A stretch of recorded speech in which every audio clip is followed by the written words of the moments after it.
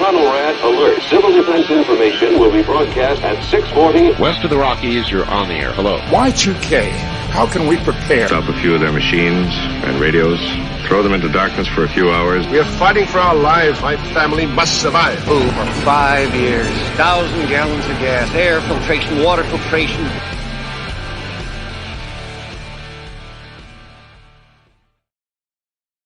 Coming at you from the frozen tundra that is East Central Alberta, Canada, streaming live on YouTube, Facebook, Twitter, Twitch, Rumble, and Odyssey. Welcome back to the workshop where we create community, find freedom, promote preparedness, and share success. I am Toolman Tim. Today is November the 5th, 2023, and this is episode 394 of Workshop Radio. How in the world is everyone out there tonight? We've got a great guest waiting in the wings. We've got him eating M&Ms in the green room. It's going to be a lot of fun. He's a returning guest, a guy I would consider a friend at this point, and who is launching a new documentary, which we're going to hear all about it tonight. But before that, we got to get the housekeeping out of the way. We got 3 announcements for you. Number 1, we always got to remember our sponsors. This is Sunday night.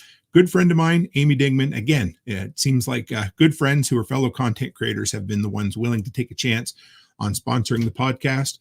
She runs A Farmer's Kind of Life. She's also an author, just an all-around incredible homesteading lady. And if you're like, Tim, I'm tired of listening to your voice for the last little while, I need to put something else in my ear holes. Well, she's the one to go with. So check her out. It's A Farmer's Kind of Life in all your podcast feeds, wherever you find them. Her latest episode was on the monetization of everything and how that's not always a good thing. It's a really good listen. It was short, like 16 minutes, and I come away with all kinds of great ideas. So show Amy the love.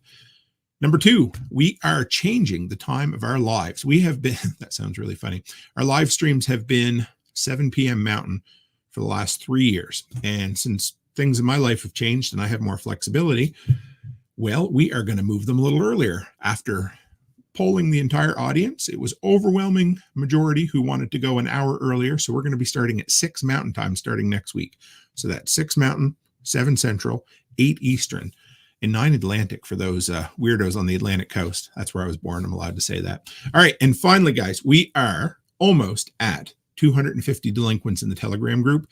So if you want to come by and help us make that milestone, it would be great. But more than that, it's the place where everybody from this community hang out. It's where we share the good, the bad, and the ugly. It's where I shared a picture today of the driveway getting installed at our property in Tennessee. We're just there to share help. We're there to kick each other in the ass when we need it. And most importantly, to encourage one another to do great things. So with that, let's bring on, give me 1 second here. Hey, George, how are you, brother? Fabulous. How you doing tonight, Tim? Good. How are the M&Ms in the green room tonight? You know, it's the best snacks I've had all day. You spare no expense, and I loved it. Thank you. Excellent. Well, you know, you're in an elite group. I don't know. I never counted, but I would say maybe 12 to 18 people who have been on the show multiple times. So it's great to have you back. Great to be here. Thanks for having me back. I'm excited to get asked back to be invited back anywhere. But thank you for having me. It was no problem. Thanks for having me on yours. We had a wonderful time. So yes, we did. You know, we're growing like crazy, which is good. But if you want to kind of go back and give us the elevator pitch of who George Siegal is and where you came from, and I always love hearing it. George Siegal is a former TV weatherman, morning show host, sports anchor, game show host, turned production guy who then evolved into documentary films, and have a couple of them under my belt. One's called Licensed to Parent, which is about the parenting problems here in the good old U.S.A. And actually that applies to anywhere. You know, parenting is a tough job. And then my last documentary film, The Last House Standing, which should strike pretty close to home to anybody that's ever had a disaster and knows how vulnerable we are to disasters. I know you folks up there in the frozen tundra have your share of disasters, and down here in the frozen tundra of Florida, we have our share also. I have a podcast called Homeowners Be Aware. I've changed the name recently to that, and it's teaching people everything they need to know about owning a home. And if I just told you all the things that happened to me as a homeowner, and you could learn from those, you'd save a lot of money. So I try to bring that to people every week on the podcast. I hope people check it out. And then my next documentary film, I'm actually working on 2 films. The one I really want to talk up tonight is called Built to Last, Buyer Beware. And that film is about how we have no idea what we're buying when we buy homes. We have no idea the effort that goes into keeping building codes low. And we have no idea all the backroom wrangling that goes on that keeps us from having safer homes. And we end up paying for it. And so I want this film to really be a shout out to every homeowner. We can fix this problem tomorrow if we know more and we start asking more. If we demand more, that's how it's going to start. If we sit around waiting for the laws to change and the codes to change and government to wake up, we're going to get old with really crummy houses. So how did this, I'm kind of excited about this because it definitely seems like the natural progression from the last film, the last house standing. I want to call it last home standing, last house standing, which really showed the, the negative effects of the natural disasters we're dealing with. And you touched a bit on it. I believe it was in Oklahoma where they, some of the building codes were a little bit better, but how did this project, because I know you have a partner in this one as well, but how did this project kind of span out from the last one? Well, it's part of what happened there. Building codes, city planning, government planning. Anytime there's a disaster, it's like, okay, that's your x-ray to see how was everything behind the scenes to prepare for this. I have a podcast coming out this week with some folks that were in Lahaina in Maui when the fires hit. And they're talking about all the governmental failures that happened there and the way things snowballed to make a bad situation even worse. In the mainland, whenever there's a hurricane or a tornado or a wildfire or snowstorm, ice storm, flash flood, it exposes the vulnerabilities. Was that house ripe for flooding? Did the people that bought that house know that it ever could flood? Who tells us these things as home buyers? So the evolution is, yeah, there's a lot of problems, but now how do we communicate that to the people who are buying these houses so we can try to stop the problems from happening? If you have that knowledge going into a transaction, you're going to ask more questions and you're going to try to figure out, is this going to be a problem for me? Because that love affair you have when you first buy something gets pretty sour soon when all those expenses start popping up. And then you have the problems that somebody else just dumped on you, and now it's your problem. So, and I'm sure this documentary is going to kind of expand on that, but where do you start? I love that you at least started with educating the consumer, because you'll know where we stand around here. Every time somebody says, we just got to make government a little bit harder. And I mean, we've seen how that works, but how do you start where do you start with the educating the public and making them make the right choices and also ask the right questions? Well, first, I think people have to know how the playing field is even organized. You have to explain how the whole process works without getting too technical. If you go to Las Vegas and you sit down to play blackjack, hopefully you know how the card game is played. If you're playing with a 1-shoe deck or a 5-shoe deck, the rules should be clear when you sit down so you have an idea what you're dealing with. Well, you go to buy a house, you don't know what planning went into that neighborhood. You don't know about the neighborhood a mile away from there that they've now built up so much that all that water is going to rush down to your place.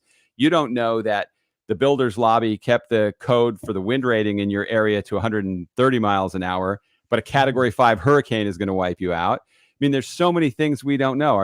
Is there only one road out of my community if a fire starts? If there's an ice storm, is there backup power? Is there any way that we're going to keep the heat on so we all don't freeze to death?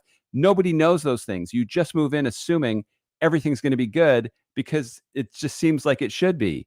And so we're going to wake people up to that. Look, here's all the problems that you're not hearing about that exist. But what we're going to try to do with this film is then give you plans of action so you can actually do something about it. So if you have a house that's prone to flooding, what can you do to give your house the best chance of surviving a flood? If you have a house that's right by the water and there's going to be, and it's a wind situation, how is your house constructed to handle wind? How much does the realtor and the seller of that house you're buying have to disclose to you about the history of that house? Did the roof ever leak? Just everything you want to know. Is there a major construction project now happening in this neighborhood that nobody's telling you about that you're going to be surprised about when you move in? So we're going to evolve that into actually showing you what you can do about these things, so you come away from this film more informed and better able to make decisions for you and your family that will give you a happy home buying experience instead of a nightmare. Something I was just thinking about as we were talking here, I'm going to throw this out, but I think in the States they're called like a Carfax report or something where you can, is there such a beast for homes? Does that even exist? Or is there anybody trying to build something like that?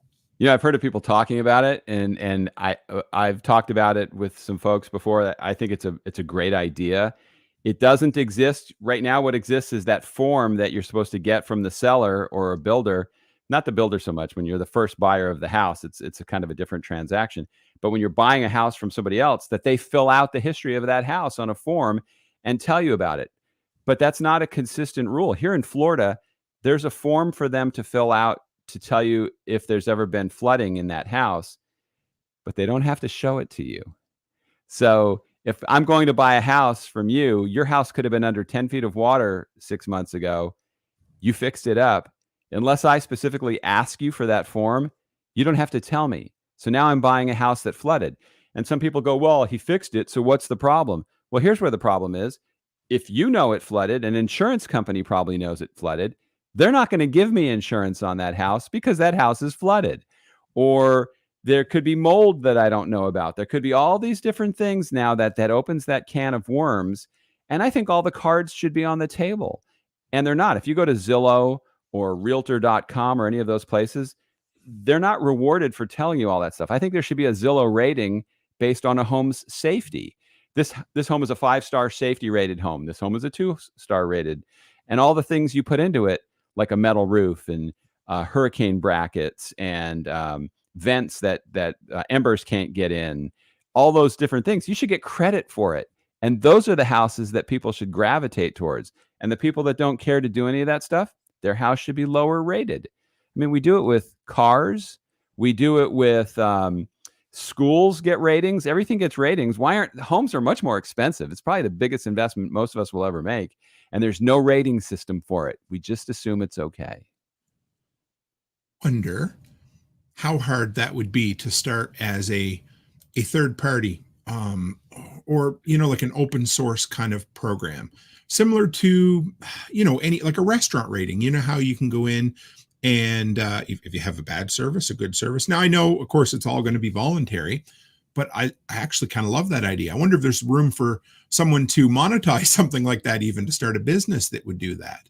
I think there is, but you'd have to have pretty deep pockets to come in and compete against those existing companies like Zillow and Realtor.com. And I don't know why they're not doing it.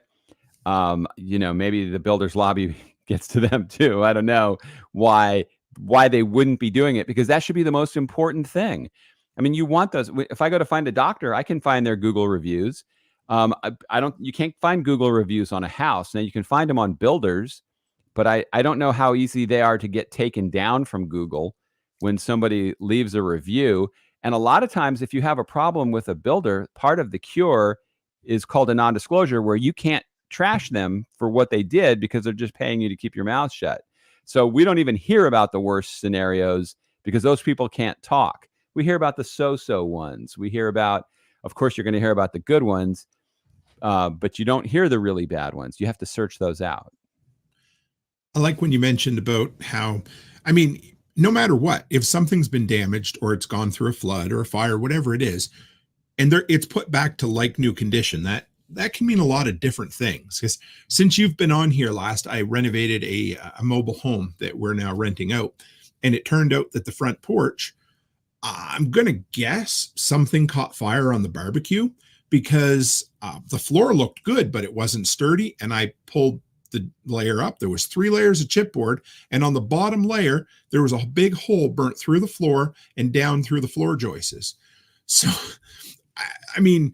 right there should be. So if somebody in, say, Florida asks for that disclosure form, are you then required to give it, or can you deny that at that point? No, I think because the form exists, they have to give it to you. And realtors, they all have to sign off on that. Once it's on the table and it's above board and everybody knows about it, you have to stand behind it, and then you could sue the person for doing it, for selling you something that they misrepresented. And so even if the form doesn't exist where you live, ask the question, get it in writing as part of the contract. Hey, Mr. Seller, I'm asking you, has this house ever flooded before? And I'd even go a step further. I would ask any builder or seller, can you list the features that this house was built with that make it safe? What are the features specifically that make this house better than the house down the street? What did you do? And you make them put it in writing, because that's the only protection that you have. And the market's cooled off enough now that I think people were afraid to do it before, because you'd get 10 offers for a house. So the picky guy or gal that asks a million questions, you're just not going to choose them unless they're paying a lot more. You're going to go, that's a pain in the ass. Let's go to the person who's going to buy it sight unseen and not even do an inspection. And that's your dream buyer. Well, I want buyers to be smarter. We can't make sellers more honest, but we can hold their feet to the fire by asking them a boatload of questions and getting the answers and insisting on the answers. And my life story, with every house I've ever bought, I feel like I've been fleeced. And I like to think I'm smarter. If I ever bought another house, the person's going to think I'm their biggest nightmare. I mean, the people I bought from might think that already, because I did ask a lot of questions. But I'm very demanding. I want to know that I'm getting what I think I'm getting. And I think that's what has to happen. Buyers have to get smarter and demand more. And if you lose that house, maybe they did you a favor. Absolutely. I had a relative a few years ago that bought an antique vehicle sight unseen. And I told him, I said, spend an extra $300, have a mechanic look it over before they ship it across the country to you. Oh, no, it'll be fine. It was sure fine until it showed up in Alberta with the frame cracked in half, right? So how important is it to have or to work with a good home inspector for something like this? I think it's very important to have a good home inspector. A lot of them just go through the motions and show you the obvious stuff, cosmetic stuff, maybe if a plug socket works. How many of them have the moisture detector that they walk around with the infrared camera and look for areas of penetration for moisture? How many of them are really getting in there, getting down and dirty with the house? There's only so much you can do in a 2 or 3 hour, 4 hour home inspection, but you absolutely want to get a home inspection. But I also think you want to find out the history of the house and how it was built and what the thought process was. That house might have been built 10 levels of code behind where you are right now. So if it's here in Florida, now the wind rating, I think here in Tampa, they're building them at 140, which still seems too low. But, a lot of these older houses that get destroyed were built 40 years, 50 years, 60 years ago when the building code might have been 100 miles an hour. So now you have something that's really dangerous, and you have to assess, is it worth it? We only had one real brush with a hurricane this year. I think it was Idalia, and 3 houses in my neighborhood flooded. 2 of them are getting torn down, and I think the third one they dried out and fixed up. But one of the ones that was torn down, people bought it. The people that owned it, it flooded. They sold it to someone else who bought it and fixed it up. It flooded again, and now they're selling it. So I don't know how much back and forth of, hey, look what happened here. I mean, it's on a one of those finger duct things, those little water inlets that come in here in Tampa. And why you'd want to live near one of those is just beyond me, because where's all that water going when it pushes in from the bay? It's in your house. And so it doesn't take a big storm. And if that's your history of that house flooding, good luck getting insurance on that thing. That's exactly what I was going to ask you. So do you think part of the reason it was being torn down, I'm going to guess maybe the insurance company, one of the stipulations was you couldn't rebuild here, or can they stipulate that? Well, I think when a house floods 2 times in 2 or 3 years, it's pretty bad. It's time to make a decision of, okay, this house is at ground level. This is a slab on grade house in a neighborhood where the flood elevation is 10 feet. Let's do the math here, and maybe we need to fix this one. So that house is coming down. It was a 1-story, and now they'll probably put it with the slab, 6 or 7 feet high in the ground, because if you take a little slope up from the road, maybe they'll have one of those disposable ground floors where it's just garage, and then everything else is higher up. But hopefully they'll be a lot smarter with how they build it. But that wasn't even a direct hit for us. That storm missed us. And went by and went up to the Panhandle area of the state. So you just never know. You just never know where it's going to happen. What about tips or questions for, like, where do you start? I'm just thinking, okay, a house we bought many years ago was around 130 years old. The lady who owned it before us died. It went into taxes. And so you can imagine kind of even trying to find any answers. Do you go into that in this documentary, or in your experience, have you found tips on how to dig into what, how, and why, and, a house was built? Well, I think you have to ask a lot of questions, and that paperwork should exist because it had to be the original papers had to be filed somewhere. It's just nobody feels like being a detective when they're buying a house. So the first thing you can do is ask the person selling it to you for as much information as they have. But looking up tax records, looking up the history, trying to find out who the builder was, what they did. If you did a little sleuthing, you'd be amazed at how quickly you might be able to find information. I mean, so much stuff exists online, but you'd ask a lot of questions. And I think anybody buying a house, walk around the neighborhood. There may be some people that were there when that house was built. I told you the story on your podcast last time I was on. When my wife and I were moving down here, our realtor took us to a house that was almost finished being constructed. And I asked our realtor about flooding. She didn't have any answer what was going on there. So somebody was walking by. They were walking their dog. And I said, hey, hi, we're thinking of buying this house. What's it like here when it rains? And they go, don't buy that house. The water comes up to the front door every time it rains. So we were like the Roadrunner, getting the hell out of there with as fast as we could, because, wow, that was a gift that person walked by. Realtor didn't tell us. Maybe she didn't know. I think they're selling houses and, whatever. But we got the information very easily. But you spend a little time there. I told this other story, not on your podcast, but we bought a house in San Antonio, and the salesman, it was on a golf course. And we asked the salesman, does it ever get balls in the yard in this house? Is that going to be a problem? And he goes, no, the way the course lays out and the way it plays, you're never going to get balls here. Well, that son of a bitch lied to us. We got so many golf balls in that yard. You had to wear construction helmets in the backyard. We had to put up a 40-foot golf net. And I have 1,000 golf balls that I brought with me to Tampa that were hit into our yard. And why is it a bad thing? Okay, first, you can get pretty badly hurt if you get hit by a golf ball. But when those things pound off a tile roof, they crack it. When those tiles crack, they end up leaking, and then you get water inside your house. So you don't really want to be in a bullseye spot on a golf course. And all we had to do was hang out there. My wife and I could have brought a cooler and some chairs, sat there on a Saturday for an hour, and we would have said, okay, let's find something a little further inland from the golf course.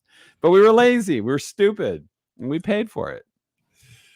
And the worst of that, you're not, I mean, you could get that in writing for sure, but that's the type of, the old salesman jive. I've had it multiple times with vehicles over the years. They'll make you a promise and you don't get it in paperwork or in paper, and then, now I'm hooped, right? So would that be something you could get in writing from, but then again, how do you balance, like, who decides how many golf balls is a lot of golf balls, That one, I don't think anybody's going to put that in writing, because the end of the day, they're going to go, it's on a golf course. It's like, hello, wake up, people. You could have figured that out yourself. It's not the same as saying, if it was 5 blocks inland and you started getting golf balls in your yard, and what we used to do, we would pick up a lot of the balls and go over to the salesman's model home, which was nowhere near the golf course, and we'd throw them in the front and backyard. So when he'd bring people by there, he'd have to explain why there were golf balls there. But, we got so many, and I don't blame, he was selling a house. We were stupid. I take 100% of the blame, but we could have fixed that by doing a little work. Don't take a salesman's word at face value on anything, because you can do the work yourself and find out. If you're buying a car and the salesman goes, yeah, the car runs great at 70 miles an hour, you're going to take it out and do 70 to see if it truly does that. You're not going to take his word for it. So why would you do that with something that's so expensive as a house? He must have thought we were the dumbest people in the world because we fell for his BS. And, we did. I got a few questions here from the audience. I usually try to save them for a little bit, but there's some good ones here. Maybe you okay to work through a few of them right quick, and then. Oh, I'd love to. Absolutely. All right. Okay. Well, this one here, actually, this is This is Jeremy from Texas. How reliable are FEMA flood maps? That's a great question, and female flood maps too. That's a great question, and I was just the keynote speaker at the New Jersey Association of Floodplain Managers, and I talked to a lot of people there, and one of the things they were complaining about is how some of them are dated, and they said, don't take it as gospel, but you can take it as a really good guide to the area that you're looking. So the first thing you do, if you put in the address of the house you're looking at, and on that FEMA.gov, there's a flood map, and it'll give you an idea. Now, that could be an older version. They usually don't go down, so it could be worse now. So if it has your flood elevation in that neighborhood is 4 feet, like in my neighborhood, when we bought this house, it would have come in at 9 feet, and now they've raised it to 10 feet. So they're not 100% accurate, but they're a great guide and a great start. So it's an excellent resource to use just to get an understanding of where you are. And then another thing I learned from everybody there that would talk about this is if you don't live in a flood area, you still should have flood insurance. Everybody should buy it everywhere because it's not expensive if you don't have a flood problem, but you could get flooding. Could be that storm drain that backs up. It could be that cloudburst that happens right over your neighborhood. And because this is another guy I talked to at this conference, he's from this small town where there was a microburst in one area that wasn't forecast, but the whole area flooded because they had taken up all the green space in town and all the parks. They now were paved. So now there was so much concrete in the community, there was nowhere for that water to go. So when it rained that heavily, the water ended up in people's houses. So flood insurance isn't expensive if you're not in a flood zone. Again, since you've been here, I have a few things have happened for us.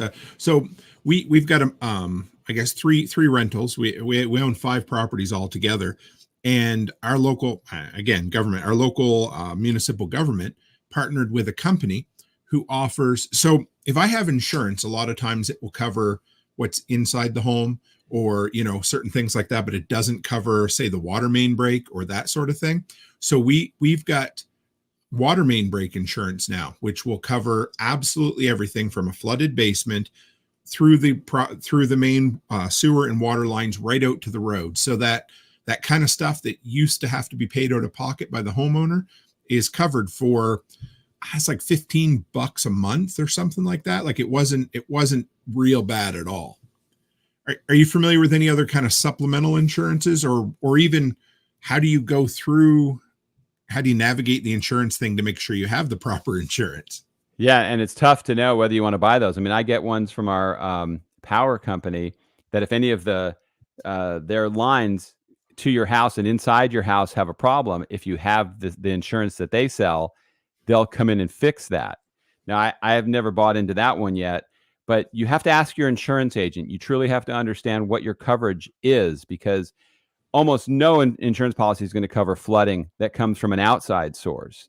And so you need to know, ask your agent, what are my exclusions? It might be if it's a named storm, they're not going to cover it unless it's a Category 5. I know when Hurricane Michael hit the Panhandle in 2018, people were hoping it would be designated a Category 5 because you get a different coverage kicked in for some of them. But none of that would be covered by storm surge because it's an outside water source. So you want to know what your coverages are, and then you want to make sure that you have other ways of protecting what you have because that wipes people out. When you have a catastrophic accident happen to your house, whether it's fire, flood, tornado, some people never recover from that.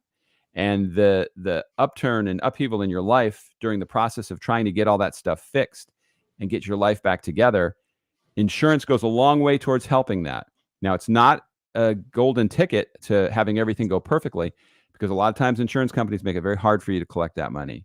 And, it's one of those things where there's a lot of places you can buy it, but the windows where you can collect it, maybe there's one and it's in the back and it's got dust on it. Some guys were telling me at this conference that some insurance companies, their position is just deny every time somebody files a claim. And eventually they wear you out or you run out of money and you have to move and you end up never getting your claim paid. Travelers used to do that for their medical insurance years ago. They got sued for it, and we were the victims of that, not with anything catastrophic, but every time we'd file a claim for anything, they would deny it. And they ended up getting sued for it, because what would happen is if you do that enough, people are going to stop filing, and they must have saved millions and millions of dollars. And that's the way it is with the home insurance business too. So you definitely want to have your policy explained to you. It's hard to read all that mumbo jumbo, but that's what your agent is supposed to be good at. Do you have any tips, or have you heard of anybody who's kind of successfully navigated the insurance and fought back and got their claim approved after initially being denied? I've heard examples of the way it goes better is the more organized you are, the easier you make it for them to pay you.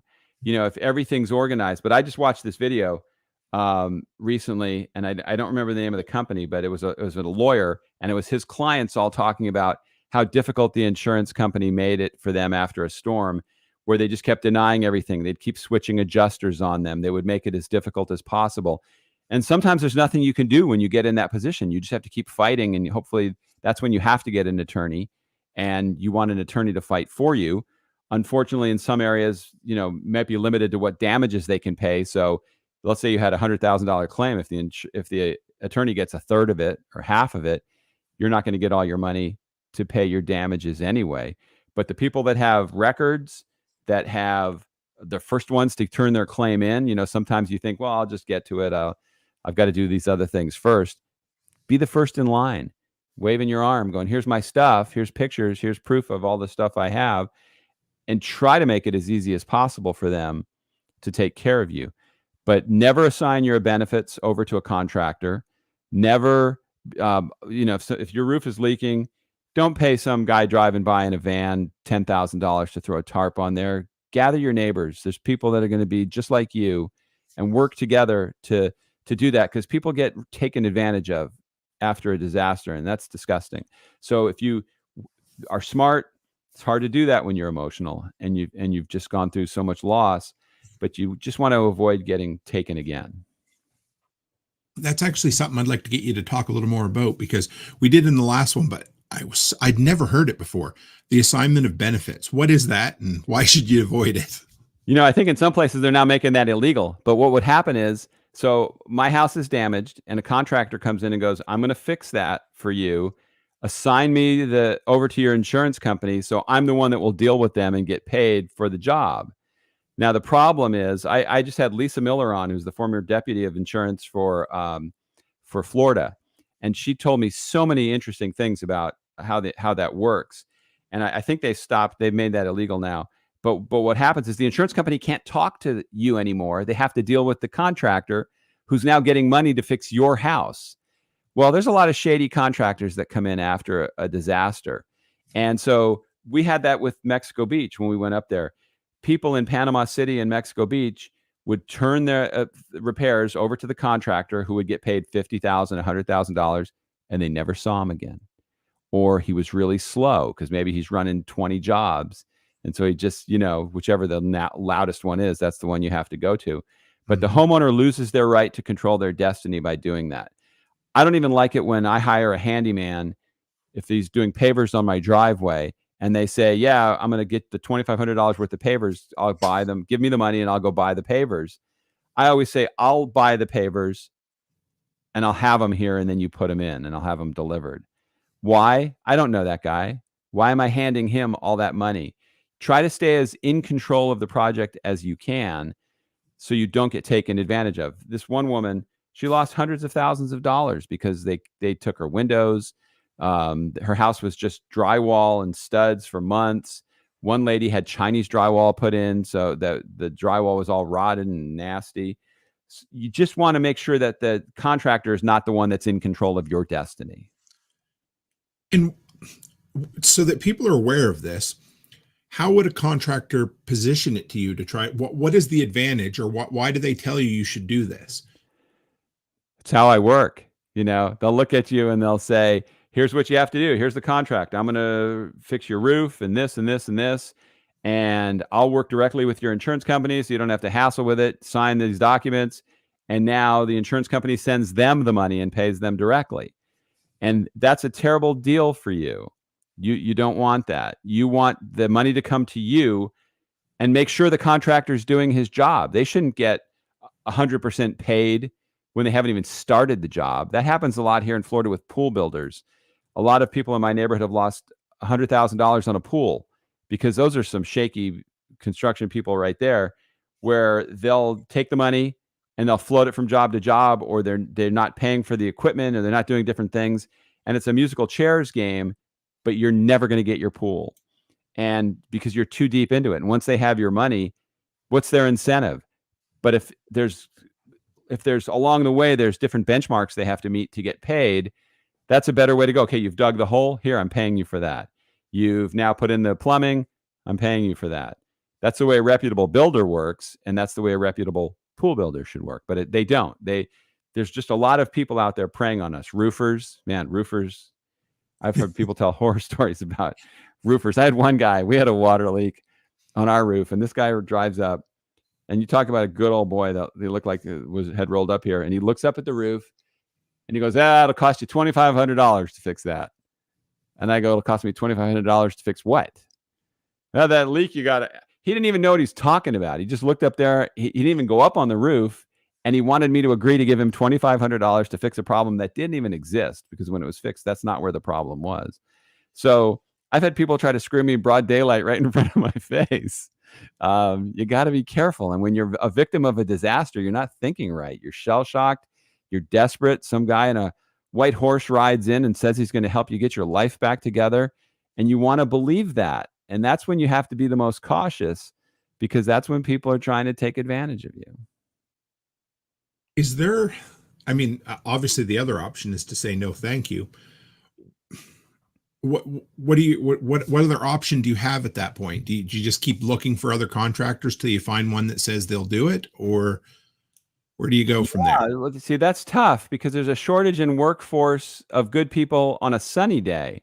Mm-hmm. Now you have a storm, and what happens is people come in from out of town, because that's now the scene where they can come in and get business. So you live in Florida, you may get a contractor from Iowa that drives down here to do the work, and you may get a superstar. It's like going to one of those haircutting places that's a college. You may get the next Vidal Sassoon, or you may get somebody selling shoes the next week. So you just don't know what you're going to get. And that's the way it is with construction. And because you're desperate and it's your house and you want to get it back together as quickly as possible, but sometimes there's a reason those people were available. If you ever had a home warranty, and the people that the home warranty company uses to come out to fix your stuff usually isn't the Cracker Jack mechanic or repair guy in the neighborhood, because those guys are busy. Those guys are working jobs. So this other guy or gal or whoever it is, they're available. They're willing to do their work for half the price of the other people to get in and get regular work with this company. And we've had some crappy work done by those people. So they're not all bad, but there's a reason they're available. I think it was Doc Rivers said this when this guy in basketball, he kept shooting, and he'd go, there's a reason that guy's open all the time. They know he's not going to make it. So you got to be careful. You really do. You can't approach it. I know people listening or watching are probably going, God, this guy's so cynical. He just doesn't trust anybody. I've learned I don't trust many people, because I've been taken advantage of, and I don't feel like a victim. I feel like I've learned a lot. There's people that have it a lot worse than I've ever had it, that are dealing with major stuff. I just don't want it to happen to me, and I want it to stop happening to other people. But you got to have your eyes open and almost be a little cynical. I don't even know if I would call it cynical. I would just call it a realist, really, because when it comes down to it, you've experienced it. It is something, it's not like it's on, everybody in here, we've got, let me just throw a few of these up. So Chris Dixon says, think of the hail chasers that show up in your town to do hail claims on vehicles after a storm. Some of the shadiest dudes on the planet. Jeremy says, that and the shady roofers who come by after every large storm. And all I could think about were two different ones we dealt with for years. First was the lifetime metal roofers. They would show up and they'd say, hey, we're going to give you, they would charge you 3 times as much. And they would say, we're going to give you a lifetime guarantee on this metal roof. Well, the next year, the company was out of business. Or my favorite one was the fly-by-night driveway pavers. They would come in and they would offer you like a third the price of anybody else. They would pave it in a quarter of the time, but when they were done, you only had about an eighth of the pavement you were supposed to have. So, I mean, we all hear it. There's stories everywhere. And yeah, I just think it's a realist, George, to be honest. And the next generation of stuff that I think of people that are here to rip you off are the ones selling solar panels for your roof. Oh, yes. Because when I'm done with those guys, one guy knocked on my door because he goes, you had an appointment, and I drove all the way out here to be with you, to meet with you, to talk about this. I go, did you really drive here just to talk to me? Because I told you I wasn't really interested. You came here anyway, didn't you? And so we put it on a level of, yeah, okay, I was out here anyway. And then I started asking him questions. Okay, you say that in 30 years, this will pay for itself. If I sell my house in 5 years and the people buying it don't want solar panels, what's it worth to them? What's it adding value to my house if somebody doesn't want it? What happens to the next 25 years that I owe for this? What happens in 5 years when the technology changes and your stuff is dated, but I'm paying for this for 30 years? They don't answer any of that stuff. They just want to slap some panels on your roof. And some people have very good success with it. It's a great technology if it fits and works for you, but you're making a huge commitment on something that, you buy a laptop a year from now, they're telling you can't use that anymore, that we've already passed that by. We're on the iPhone 15 now. Who would have thought? You have an iPhone 12 and it's a dinosaur. So I'm worried about any of that stuff. So I think if we approach it with I'm going to take a step back. I'm going to start off by saying, I probably don't believe a word you're going to tell me. Now sell me. Tell me why what you have is good, and really challenge them. Most of those guys will wilt. I mean, there's some that are good. There's some that are really good salesmen. But, a lot of them are there just to fleece you. Haas says the elderly are the most vulnerable. And I mean, that's true. Any particular stories you've run into with seniors getting really fleeced or? Yeah, the ones I hear about them are just the bank scams, the emails where they tell you that, if they're selling something and we'll send somebody over, our advisor, with a check, and just all kinds of ways to prey on people. Click this link because your identity's been stolen. And if you don't click on this, and anybody that preys on elderly, that just makes me sick. I mean, I feel like I'm getting a little feeble, but because I don't trust most people to begin with, I'm never going to reach out through one of those things and respond. I now know I'll call my bank directly. I get these things from Facebook all the time saying your page has violated certain standards. You need to click here to address this. And so one day when on a slow day, I just reached out directly to Facebook and they said, that's a total scam. We would never send you an email like that. And most places won't reach out to you like that. So the elderly get it all the time because you get panicked. You want to make sure you don't have a problem. You think somebody's trying to do something nice for you. And so if you know elderly people, check in on them and make sure that they're okay and that people aren't doing that to them, because it's just wrong. Ed wants to know how to find a reputable home inspector and what is the typical cost for an inspection. I'm sure that kind of goes up and down depending on area, but yeah, it goes up area. It goes up and down depending on the square footage of the house, how much time they need to be there, the depth of what you want them to do. I know they'll add on for the air quality inspection. If you want a mold inspection, do you want a termite inspection? Sometimes it's better if you're going to use an inspector that says they do all of that, ask them to show you the certifications they have for it and find out what they do. Are they just walking around looking for dust, or are they drilling holes looking for termites? To what level are they doing it?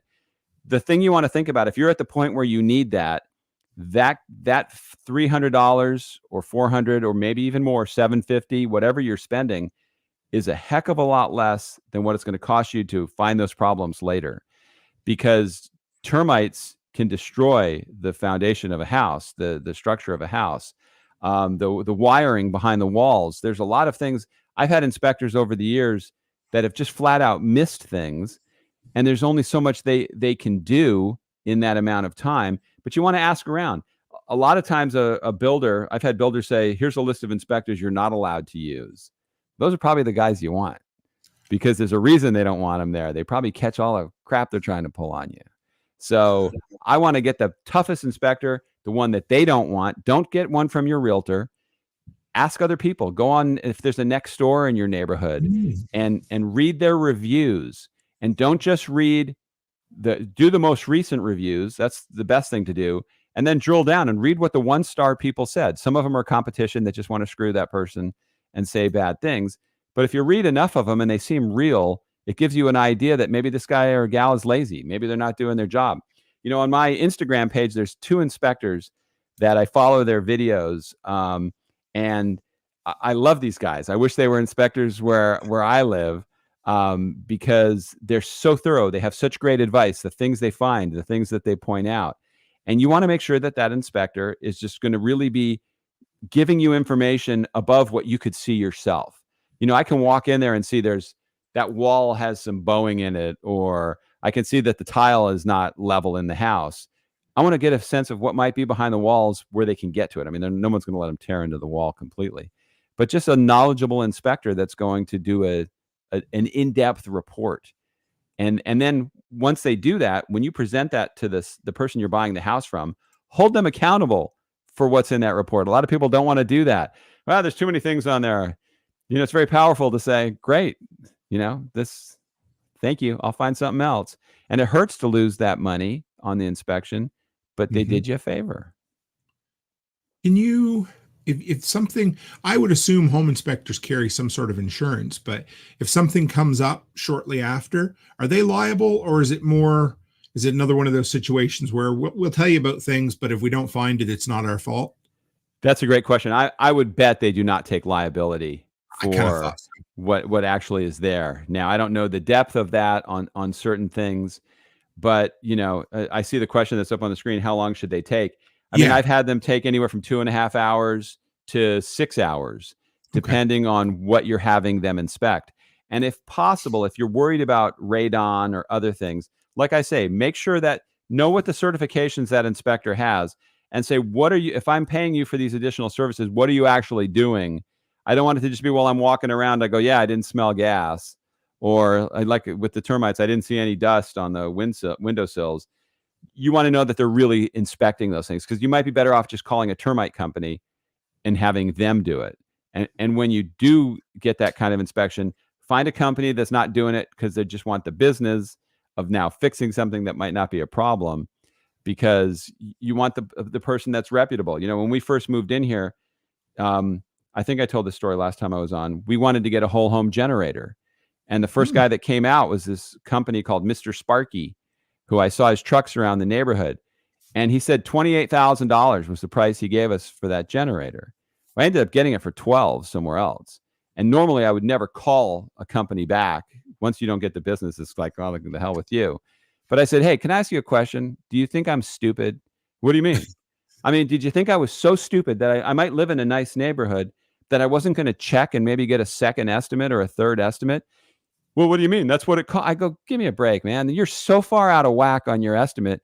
You're over 2 times more expensive, and I got a better system from the other company. So go screw somebody else. And I just, I'm tired of that kind of stuff. It's frustrating. What did you end up getting? I know this is Generac. Yeah. Run basically the whole home, or yeah, basically we could do laundry during a storm. But if the power goes out, but here's the thing that they don't tell you. And I love Generac. I've had great experience with them. They don't tell you all the costs after your warranty runs out. So, the first 5 years, everything's covered under the package that you get. But the 6th year, it's now a $350 service or $400 service. And then they don't tell you that the valves have to be adjusted after so many hours. Never heard that. The valves have to be adjusted, and that's a $500 or $600 service to get those done. And they tell you you don't have to do it, but what's the point of having a generator if when you need it, it's not going to work? So if they say at 25 hours and at 100 hours, that's what you need to do, you kind of have to go with that. And then probably the biggest thing that made me feel like a dumbass was I just said, hey, I'm curious about this. What happens if this runs for more than a couple of days? And the guy goes, you have to add oil. I go, what do you mean? It's a gas generator. Nobody told me I had to open it up and add oil. I can't even lift the hood of my car. You told me to add oil, I would go over to the car dealership. But now on a generator, so he showed me how to open it, where you put the oil in, the oil you have to buy. Now I'm sharing this story knowing it makes me look like I don't have my man card, but a lot of people are like that. And if you didn't ask, you wouldn't know. So if a hurricane could have hit the first 5 years And I wouldn't have known I had to put oil in it. Nobody told me. And this is with a really good company. This is where you have to ask questions. I'm buying this expensive device. I need to understand how it works. Don't just assume it's going to work. It's really good, George. Thanks for sharing that. And dude, you got a man card. Trust me, you're good. But no, that's actually really cool because I've never been, I don't think I've ever gone deep with someone on a backup generator like that. And those in and outs are, did they happen to offer an extended service plan? Do you remember? No, it was 5 years, which seemed pretty good at the time. It did not go beyond that, or I would have considered it, because I think that's such an important device. It's one of those things where, my wife doesn't why are we going to spend the money on this? Why are we going to spend the money on that? You want that for the one time you need it. You're not buying it for every day. That's not like having a storm shelter out back where you can turn it into a card room on all the times you're not having a tornado. This is the kind of thing that it's sitting out there. It cycles every week to test itself.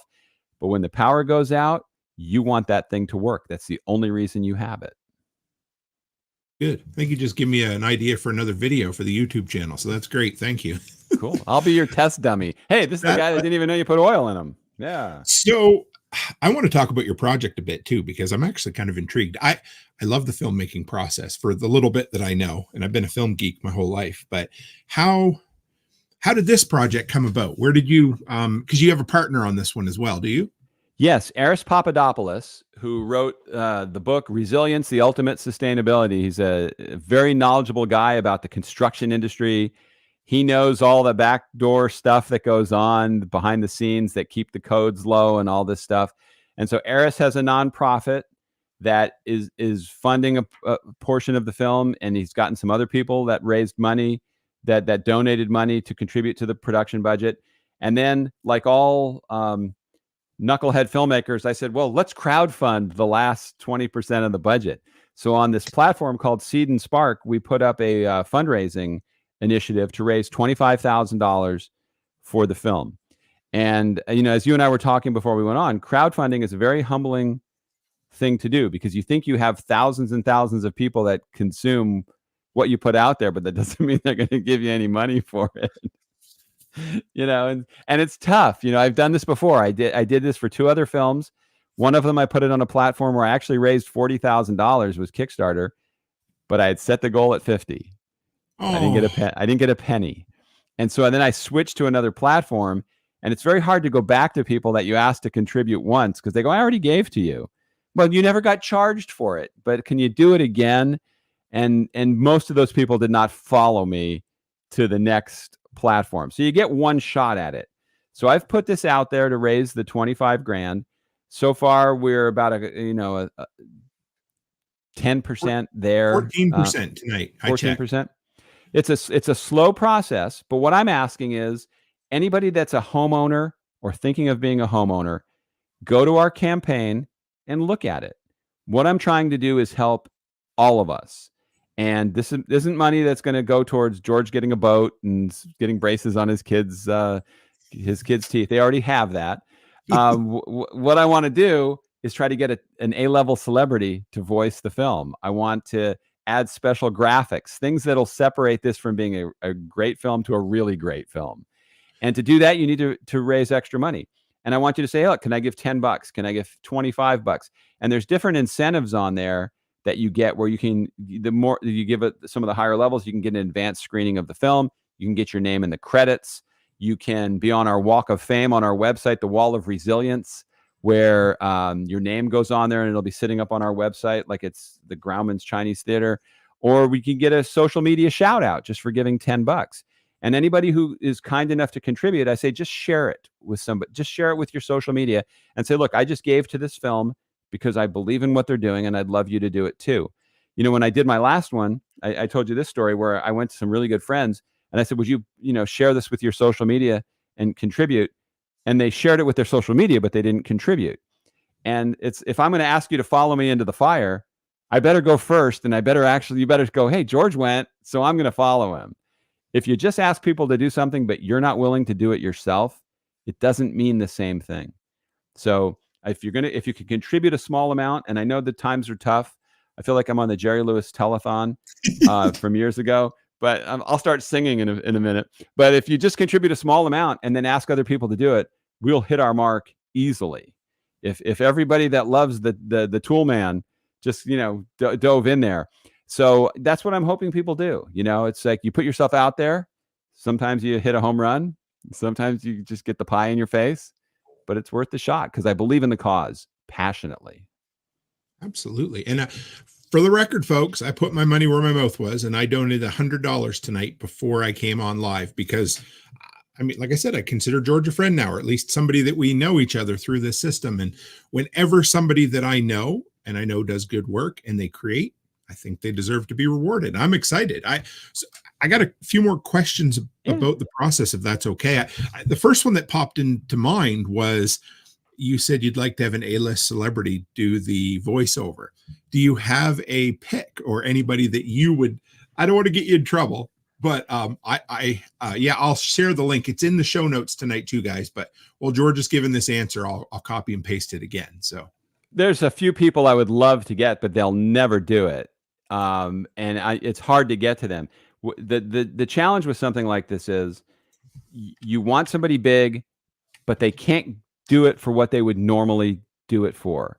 So if you were to try to get somebody like a Matt Damon or a Matthew McConaughey or somebody that is just George Clooney, they might get $50,000, $100,000. I don't know what those guys make. I tried to get Dr. Laura just to do an opening for my Licensed to Parent movie. She wanted $25,000 for 8 seconds. You did not hear Dr. Laura in that film.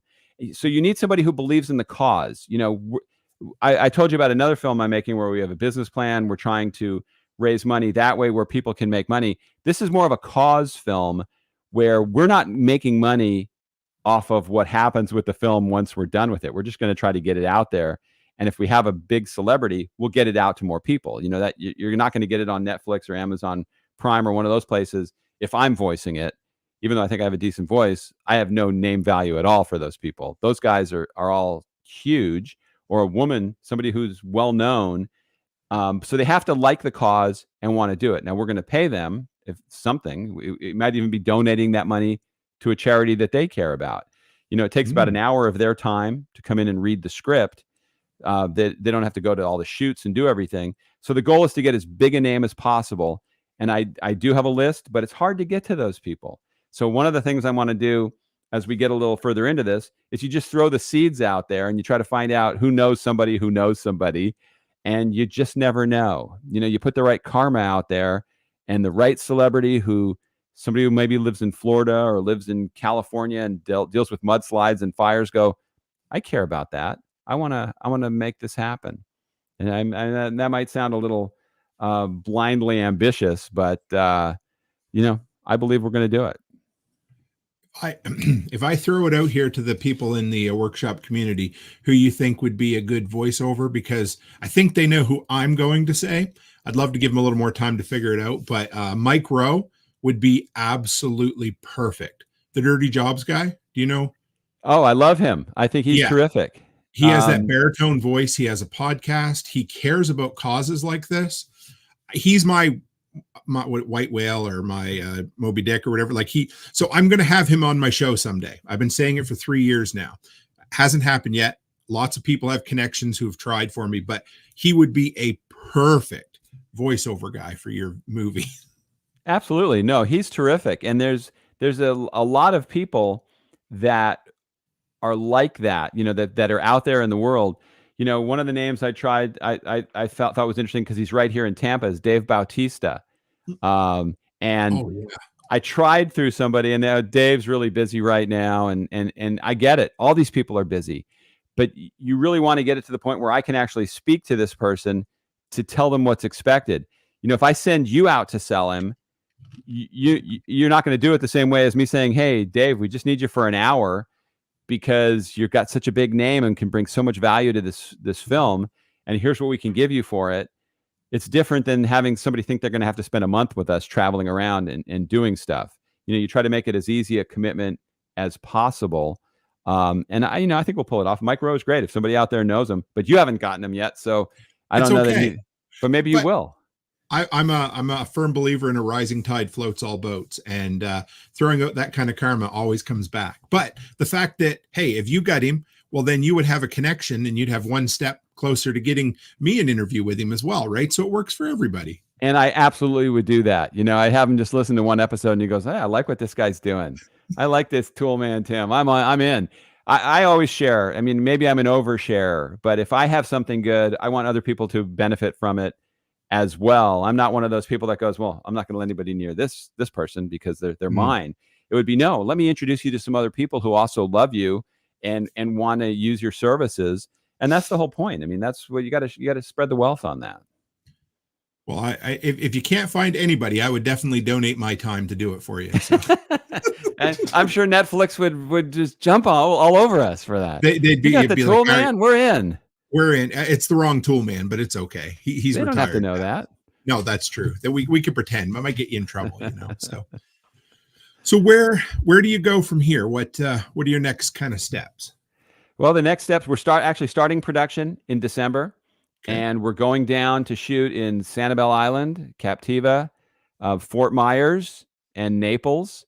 And then we're going to come back here and shoot in Tampa. And then in the beginning of 2024, we're going to go up to Mexico Beach and Panama City and, Tallahassee. And we'll see where we have to go from there. We're going to shoot this film in Florida because Florida is such a bullseye of disasters and potential disasters. It really could speak for anywhere in the country. But it's not going to be just a Florida film.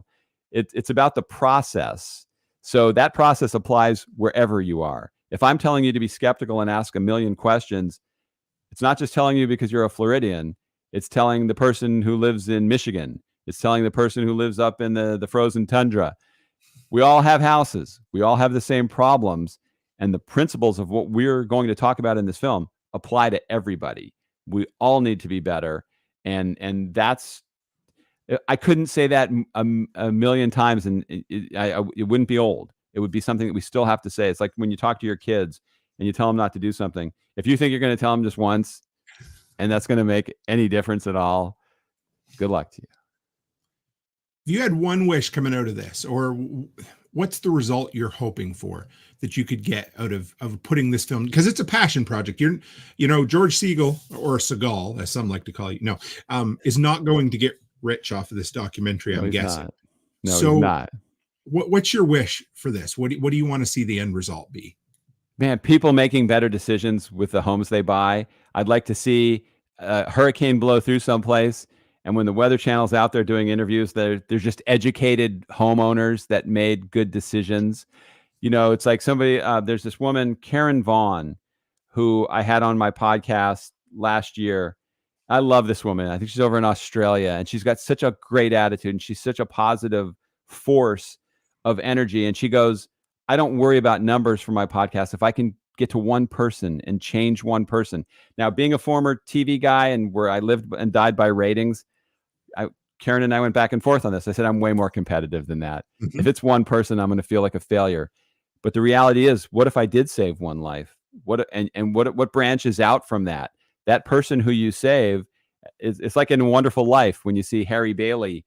If what would happen to George if George, if he didn't exist, and it showed all the lives that George Bailey touched, and his brother was one of them, who then went on to save people's lives as a soldier in the military, and all the things he did in that town. You just never know what one good move can do and how it can benefit other people, and that's what kind of keeps me going. So tell us one more time, George, how can people support your project, and also how can they find you? Because we can't forget that. I'm up on every post office. No, they can find me on movetheworldfilms.org is my website, movetheworldfilms.org.